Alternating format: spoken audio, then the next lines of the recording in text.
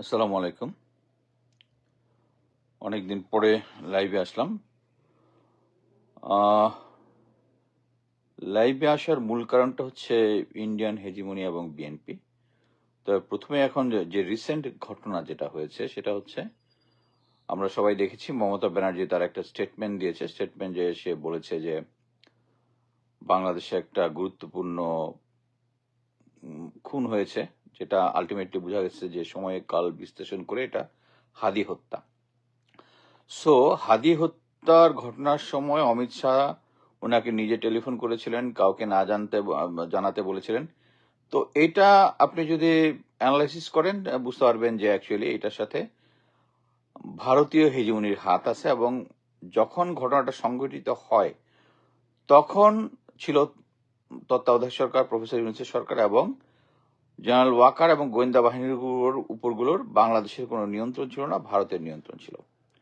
So আপনারা দেখেছেন কিভাবে তার যে হাদির হত্যাকারীরা যেভাবে পালিয়ে গেছে, জুলকারনাইন স্যার তার ইনফরমেশন বিভিন্নভাবে দিয়ে পালাতে লিটারালি সাহায্য করেছে। এটার সাথে কোনো একটা গোয়েন্দা সংস্থা বাংলাদেশের নিঃসন্দেহে জড়িত, তাতে কোনো সন্দেহ নাই, যে অংশটা ভারতের সাথে সংশ্লিষ্ট। সো এখানে আপনি হঠাৎ করে, হ্যাঁ, আমি দেখলাম খালেদ মহিউদ্দিনের অনুষ্ঠানে তহিদ, যিনি এর আগের আমার কেয়ার কলেজের বড় ভাই, উনি স্বরাষ্ট্র উপদেষ্টা, পররাষ্ট্র উপদেষ্টা ছিলেন। উনার যে কমেন্টটা উনি করলেন সেটা হচ্ছে হেরে যাওয়ার পরে তার একটা ব্যাকলেশ, মানে যেটা অ্যাকচুয়ালি ভারতের পক্ষে যায়, ভারত সরকারের পক্ষে যায়। একইভাবে শামা ওবায়দের দেখলাম, প্লাস আরো যে সমস্ত এটাতে হচ্ছে সবচেয়ে সুন্দর হচ্ছে যারা এটার পক্ষে বলতেছে, যারা ভারত বান্ধব কথা বলতে চোখ বন্ধ করে বুঝে নিতে পারবেন এটা হচ্ছে ভারতের লোক। সো এখানে আপনাদেরকে হিসাব করতে হবে যে এই যে কথাটা বলেছে, এর আগে কি হয়েছে।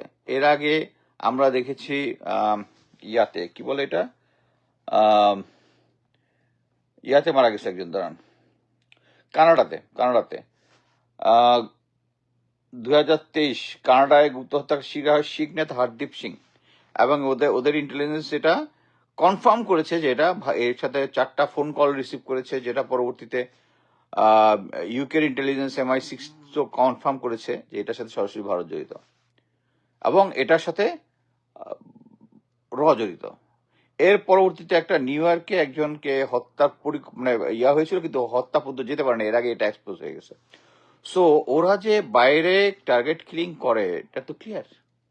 এবং হাদি যে কিলিং এর সাথে যে ভারত এবং ভারতীয় হেজিমনি জড়িত, এটা আমি কিন্তু তার হত্যার পরেই বলেছিলাম যে কি, যে হাদি হচ্ছেন এমন একজন রাজনৈতিক নেতা যে শুধু বাংলাদেশপন্থী, কোনো পাকিস্তানপন্থী বা ভারতপন্থী না, শুধু বাংলাদেশপন্থী সে। এবং সে বেসিক পলিটিক্স, যেটা সকালে ঘুম থেকে উঠে নামাজ পড়ে বিভিন্ন লোকজনের বাড়ি বাড়ি যাওয়া, লোকজনের সাথে কথা বলা, সরাসরি সম্পৃক্ত হওয়া, এটা আর কোনো বাংলাদেশের যে রেগুলার রাজনীতিবিদ যারা আছে তাদের মধ্যে নাই। এবং সে কথা বলতো দ্বিধাহীনভাবে। সো এই কারণেই, এবং ভারত বিরোধিতা তার যেটা ছিল, ভারত বিরোধী যে মেইন হেজিমনি আছে, রবীন্দ্রনাথকে একটা বড় করে তোলা, তার এগেনস্টে সে কিন্তু কাজী নজরুল ইসলামকে আপহোল্ড করা শুরু করছে, যেটাই হচ্ছে ভারতীয় হেজিমনি। এবং যারা বাংলাদেশে জনগণের রাজনীতি আনতে চায় না তাদের চক্ষুশূল ছিল। এর আগে যদি আমি প্রেসিডেন্ট জিয়াউর রহমানের হত্যাকাণ্ড দেখি, এটা এত বিশ্লেষণেরও দরকার নেই, এটার সাথে ভারত জড়িত। জেনারেল এরশাদ, মরহুম এরশাদ, উনি ভারতীয় এজেন্ট ছিলেন, এটা আমরা মোটামুটি মিলিটারি দ্বারা সার্ভ করছি, গোয়েন্দা সংস্থা যারা তারা সবাই জানি। এবং তার মাধ্যমেই প্রেসিডেন্ট জিয়ার যে হত্যাকারী যে ছিল, লেফটেন্যান্ট কর্নেল নামটা ভুলে গেলাম, তিনি 2 দিন আগে চট্টগ্রামে গিয়েছিলেন, আবার উনি আবার ঢাকা, সেই লেফটেন্যান্ট কর্নেল ঢাকায় এসে ওনার সাথে দেখা করেছেন। So this is absolutely clear, যেই বাংলাদেশের পক্ষে কাজ করবে তারাই হত্যার থ্রেটের মধ্যে থাকবে। আচ্ছা, এখন আসি হচ্ছে আমার কাছে কয়েকটা জিনিস খুব ঠিক হিসাব মিলতেছিল একটা জিনিস, সেটা হচ্ছে আমরা সবাই জানি যে আহ, এর আগে আমরা অনেক কথাবার্তা বলেছি যে জনাব তারেক রহমান মুচলেকা দিয়ে আসছে ভারত থেকে। তারপরে বিভিন্ন জায়গাতে আমরা এটাও দেখলাম যে আহ, ভারত বান্ধব কথাবার্তাটা একটা সময় এসে স্টপ হয়ে গেল। কিন্তু একটা জিনিস দেখেন, স্বরাষ্ট্রমন্ত্রীকে আমাদের শিলং সালাউদ্দিন। এখন আপনি আন্ডার এনি সার্কামস্টেন্সেস যেভাবেই যুক্তি দিয়ে বুঝান, যারা আমরা কোল্ড ওয়ার এরা জানি, যারা আমরা ভারত পাকিস্তানের যে টেনশনটা জানি, তারা গোয়েন্দা সংস্থা কিভাবে একে অপরের সাথে কাজ করে, তারা আমরা ভালো করেই জানি যে Shillong Salauddin can't be trusted.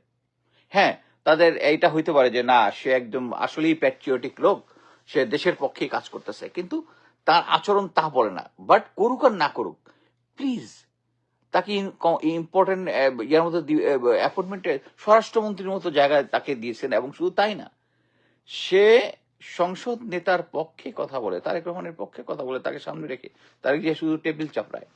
এই জিনিসটাতে বোঝা যাচ্ছে যে he is holding a big stake. এবং আরেকটা জিনিস দেখেন যে আমরা সবকিছুই শেখ হাসিনা খারাপ, শেখ হাসিনাকে আমরা নিষিদ্ধ করে দিলাম, আওয়ামী লীগকে, কিন্তু চুপ্পুকে আমরা রাষ্ট্রপতি এখনো রেখে দিছি কেন? জেনারেল ওয়াকারকে আমরা সেনাপ্রধান রেখে দিছি এখনো কেন? এটা কিন্তু হিসাব মিলে না। তো রিসেন্টলি আমি যেটা দেখলাম যে পদ্মা ব্যারেজ হবে। পদ্মা ব্যারেজ আপনারা সবাই জানেন যে পদ্মা ব্যারেজ হবে, এবং এটা একটা প্রেজেন্টেশন দেখলাম। এতগুলা সুইচ গেট হবে, এতগুলা দুইটা মাছের জন্য ফিশ ওয়ে থাকবে, আরো ব্লা ব্লা ব্লা ব্লা একটা দেখলাম। আমার কাছে একটা জিনিস মনে হলো যে এই পদ্মা ব্যারেজ দিলে অবভিয়াসলি কন্ট্রোলটা আমাদের কাছে আসার কথা। আমাদের কিন্তু তিস্তা ব্যারেজ আছে। তিস্তা ব্যারেজ দিয়ে কি আমরা লাভবান হয়েছি? আমার তো মনে হয় না। তাই যদি হয়, এই পদ্মা ব্যারেজ এত হাজার হাজার কোটি টাকা খরচ করে যদি আমরা বানাবো, এটার যে ফিউচার অ্যানালাইসিস, আমরা জানি যে ইন্ডিয়া যে ফারাক্কাবাদ করেছে, এটা কিন্তু ওদের এখন লায়াবিলিটিস, ওদের কিন্তু লায়াবিলিটিস, এটা কিন্তু তাদেরকে হেল্প করতেছে না। যারা নদী বিষয়ে ভালো জানে তারা জানে, বাট আমি এইটুকু পড়েছি যে এটা তাদের জন্য এখন লায়াবিলিটিস। সো আমরা একটা পদ্মা ব্যারেজ করব, যে পদ্মা ব্যারেজটা আমরা রিজার্ভার টাইপ করব, পানি ধরে রাখবো, ব্লা ব্লা ব্লা। ওকে, নর্মালি এটাতে হোক কি ইয়ার থেকে, ইন্ডিয়া থেকে আমরা কন্ট্রোলটা আমাদের নিজের হাতে নেওয়ার চেষ্টা করব। কিন্তু ইন্ডিয়ার কয়েকটা মিডিয়াতে ছোটখাটো লেখালেখি হয়েছে, কিন্তু এটা নিয়ে ইন্ডিয়া কিন্তু কোনো, মানে তারা তো বিগ ব্রাদার, তারা তো এখানে এই এলাকার মধ্যে হচ্ছে, তারা নিজেদেরকে মনে করে যে তারা হচ্ছে, তারা কিন্তু বাংলাদেশকে থ্রেট বা অন্য কিছু এটা হইলে সরকার থেকে এখন পর্যন্ত আমার চোখে কোনো কিছু পড়ে নাই। আপনার কি মনে আছে গত বছর যে ইন্ডিয়া পাকিস্তান যে যুদ্ধ হওয়ার পরে মোদি বলল তাদের পানি আটকায় দিবে? ওই যে 5টা নদী, তাদের একটা ইন্দাস, ঝিলম আর কি কি নদী নিয়ে যে একটা ট্রিটি আছে, আসিফ মুনির রেসপন্স কি ছিল? ওকে, আমাদের মিসাইল ওদিকে তাক করা আছে, পানি বন্ধ করলেই মিসাইল মেরে দিবে। মানে হচ্ছে পানি এমন একটা জিনিস যেটার জন্য গভর্নমেন্ট স্ট্রং রেসপন্স করে নর্মালি, বাট এখানে ইন্ডিয়া করতেছে না। রিসেন্টলি আমিও কয়েকটা সরকারের গুরুত্বপূর্ণ জায়গা থেকে খবর পেলাম যে সীমান্তে খুব হার্ড লাইনে যাওয়ার চেষ্টা, বাংলাদেশ হার্ড লাইনে যাবে, মাননীয় প্রধানমন্ত্রী খুব স্ট্রংলি বলেছেন। ওকে, এবং আমরা দেখলাম হার্ড লাইনে গেছে, কিন্তু কোনো ক্ষয়ক্ষতি কিন্তু হচ্ছে না।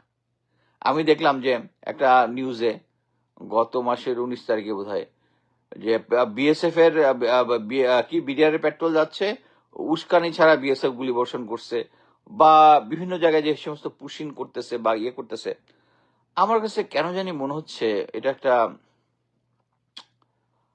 মিউচুয়াল আন্ডারস্ট্যান্ডিং এ বিএনপি সরকারকে একটু ক্রেডিট দেওয়ার চেষ্টা করতেছে ইন্ডিয়া। কেন? হিসাব খুব সোজা। আপনি মনে করেন যে যখন মানে আওয়ামী লীগ ছিল, বিএনপি ছিল, সব রাজনৈতিক দল ছিল, ইন্ডিয়ার পছন্দের দল কি ছিল? আওয়ামী লীগ এখন নাই। আওয়ামী লীগ না থাকলে এখন বিএনপি। আচ্ছা, বিএনপি না থাকলে কে? জামাত, এনসিপি? নেভার। সো বিএনপি কে টিকিয়ে রাখা ছাড়া ইন্ডিয়ার আর কোনো পথ নাই। ইন্ডিয়ার আর কোনো পথ নাই। যদি তাই হয়, তারা সীমান্ত, তারপরে এই যে আম, তিস্তা ব্যারেজ, আপনি একটা জিনিস শোনেন, তিস্তা ব্যারেজের মধ্যে একটা প্রজেক্ট করতে হলে অ্যাটলিস্ট 6 মাসের উপর লাগবে এটা জরিপ করতে, ভূমি জরিপ করতে। ভূমি জরিপ করবে, তারপরে সাইট নির্ধারণ হবে। ওই সাইটে, দেখুন আমি পানি বিশেষজ্ঞরা বা ইঞ্জিনিয়ারও না, আমি সাধারণ নলেজ থেকে আমি ভুল হইতে পারি, বাট আমি যেটা জানি যে মানে আহ, এটার জন্য একটা জরিপ হইতে হবে। জরিপ টরিপ ছাড়া হঠাৎ করে রেডিমেড ইনফরমেশন সরকার পাঠ করতেছে, ভারত চুপ আছে। আমার কাছে কেন যেন মনে হইতেছে এটা একটা আন্ডারস্ট্যান্ডিং এ, ভারতের সাথে একটা আন্ডারস্ট্যান্ডিং এ। তা ভারতও চাচ্ছে যে বিএনপি এখন যে একটার পর একটা ঘাপলা করতেছে, ঘাপলাগুলোকে কভার আপ করার জন্য তাদেরকে একটা স্ট্রং এন্টি বিএনপি ইয়া দিয়ে তাদেরকে টিকিয়ে রাখার চেষ্টা করতেছে। আমি জানি না এটা সত্য, এটা আমার আমার প্রেডিকশন।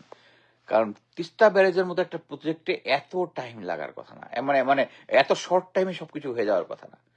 এইটার জন্য যেদিন থেকে সরকার ঘোষণা করে, সরকার হয়েছে 3 মাস হয়েছে, 3 মাসের মধ্যে এরকম একটা প্রজেক্ট হার্ড লাইনে দাঁড় করা সম্ভব নয়।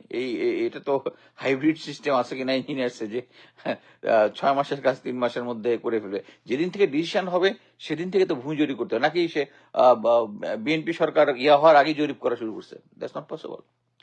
সো আমার কাছে কেন জানি মনে হচ্ছে যে ইন্ডিয়া, ওই যে জনাব আমাদের প্রধানমন্ত্রী যে দিয়ে আসছিলেন, মুসলেখা দিয়ে আসছিলেন, ওইটার এফেক্ট এখনো আছে। উনি যে একটু শোষা এখন করতেছেন, এটার মধ্যে ভারতের আন্ডারস্ট্যান্ডিং আছে, ভারতকে বুঝে শুনে করতেছে। কারণ বিএনপি ছাড়া ওদের কোনো অল্টারনেটিভ নাই।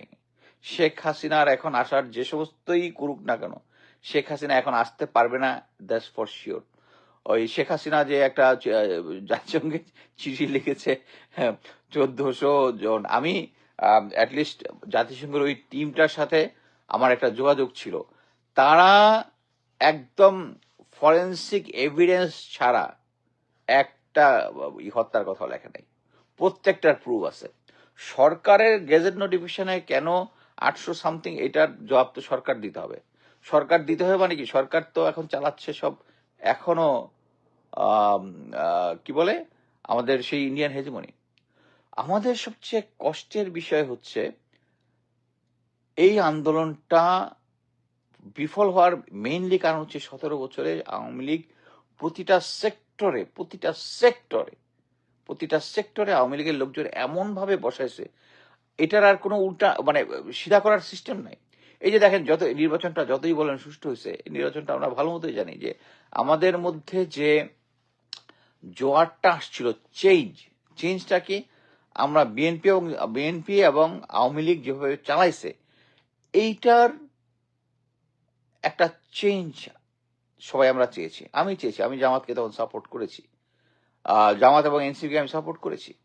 এনসিপিকে ওরা এমন ভাবে কাজ করতেছে, যারা এনসিপিতে উপদেষ্টা ছিল তাদেরকে, তাদের আশেপাশের লোকজন, প্রথমে জেনারেল ওয়াকার তাদেরকে ডিরেল করছে, পরবর্তী তাদের ইয়ারা তাদেরকে, এবং এটা এমন একটা সিস্টেম, এরা যে আপনারা শুধু মনে করেন না যে শুধু হানি ট্র্যাপ করে তারা করে, এই যে মানে ক্ষমতার লোভ দেখায়, ক্ষমতার ইয়া ব্যবহার করে টাকা পয়সা নেওয়া, জনগণের জন্য দেওয়া। এখন লোকজন তো ইয়া করবেই। এই যে হাসনাত আব্দুল্লাহ যে সরকারের মানে জনগণের জন্যই যে টাকাটা নিছে, এটা কিন্তু লোকজন এখন কোশ্চেন করতেছে, ট্রান্সপারেন্সি করবেই। আমি স্ট্রংলি বিশ্বাস করি ওরা 1 পয়সাও পকেটে ভরে নাই, কিন্তু তারা তো এই সিস্টেমটা জানে না, যে রিয়েল পলিটিক্সটা তো জানে না।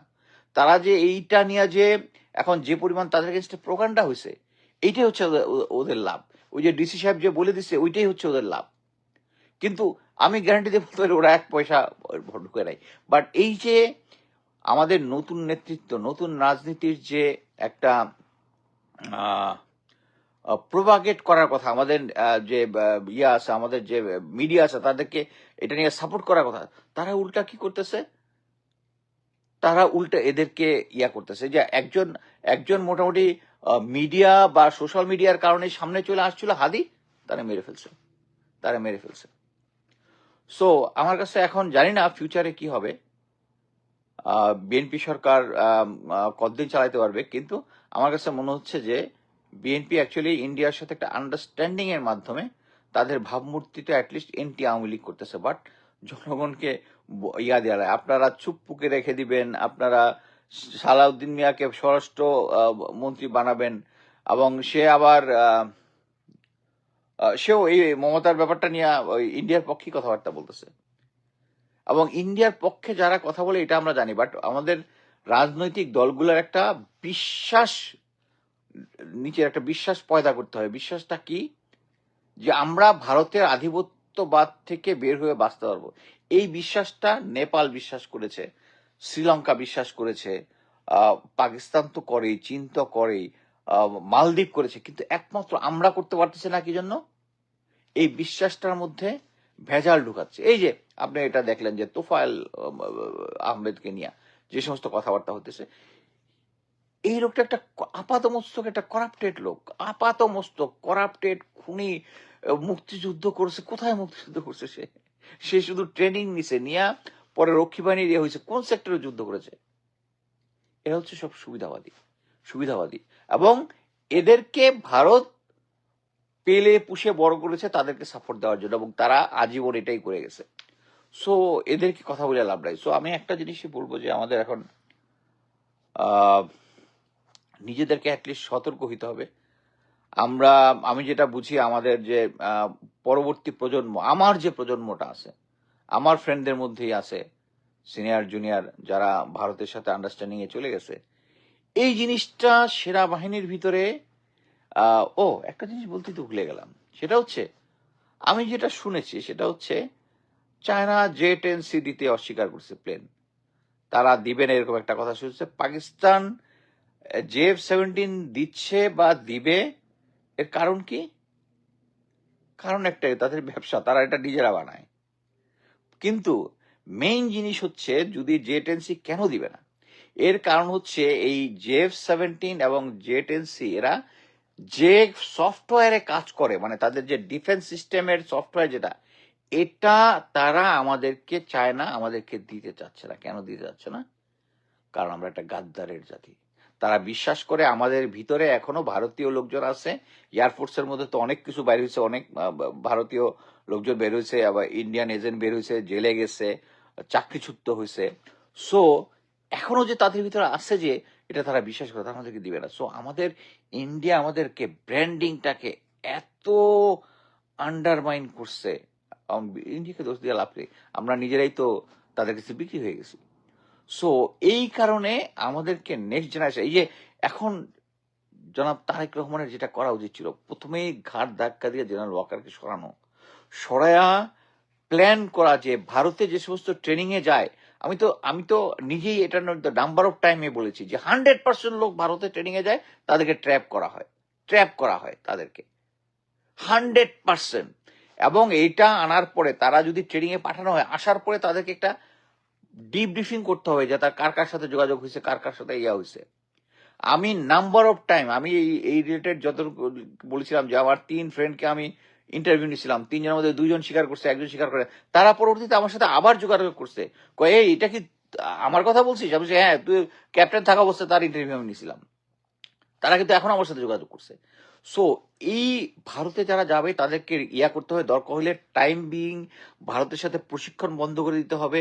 আমাদের যে ওই যে উলফল্যান্ড ট্যাকটিস যেটা আমরা বানাইতাম, ওইটাকে যেটা জেনারেল ইকবাল করিম ভুইয়া ব্লু ল্যান্ড বানাইছে, ওইটাতে আমাদের ফেরত যাইতে হবে। আমাদের ভিতরে মানে আমাদের মেন্টাল সেট আপটাকে, জেনারেল ওয়াকার থাকা অবস্থায় সম্ভব না, মেন্টাল সেট আপকে চেঞ্জ করতে হবে। কি ভারত আমাদের শত্রু, এত কিছুর পরে আমাদের 71-এর চেতনা, সরি খারাপ কথা মুখ দিয়ে চলে আসে, 71-এ ওরা পাকিস্তানকে ভাগ করছে, আমাদেরকে হেল্প করে নাই, বাই প্রোডাক্ট হিসেবে আমরা চলে আসছি, এবং আজীবন আমাদেরকে শুষে খাওয়ার জন্য। এটা প্রথম হচ্ছে বাংলাদেশ সেনাবাহিনীর ভিতরে, ব্রেনের ভিতরে ঢুকাইতে হবে যে India is a enemy, India হচ্ছে উলফল্যান্ড। এটা যদি না করেন কোনো লাভ নাই। এই যে চায়না বলতেছে না J-10C, এই যে এত কিছুর পরেও ভারত মৃদু মৃদু কথা কেন বলে? কারণ সবকিছু একটা আন্ডারস্ট্যান্ডিং এর মধ্যে হচ্ছে, সবকিছু তাদের মধ্যে বিএনপির সাথে আন্ডারস্ট্যান্ডিং হচ্ছে। আমাদের এই পরবর্তী ইলেকশনের জন্য আমাদেরকে প্রস্তুতি নিতে হবে যে কোনো আমলা যেন নির্বাচনের রেজাল্ট পরিবর্তন না করে। বাংলাদেশের জনগণ এখন পরিবর্তন চায় এবং এই পরিবর্তনটা বিএনপি দিয়ে হচ্ছে না, সিম্পলি বিএনপি দিয়ে হচ্ছে না। আপনি জেনারেল চুপ্পুকে জেনারেল ওয়াকারকে রাখবেন, চুপ্পুকে রাখবেন, শিলং সালাউদ্দিনকে, nobody is going to believe you, nobody is going to believe you. Anyway, আমার যা বলার ছিল মোটামুটি সবকিছু বোধহয় বলে দিছি। পরবর্তীতে আবার যখন মনে হবে কোনো ইস্যু নিয়ে কথা বলার জন্য আসবো। আসসালামু আলাইকুম।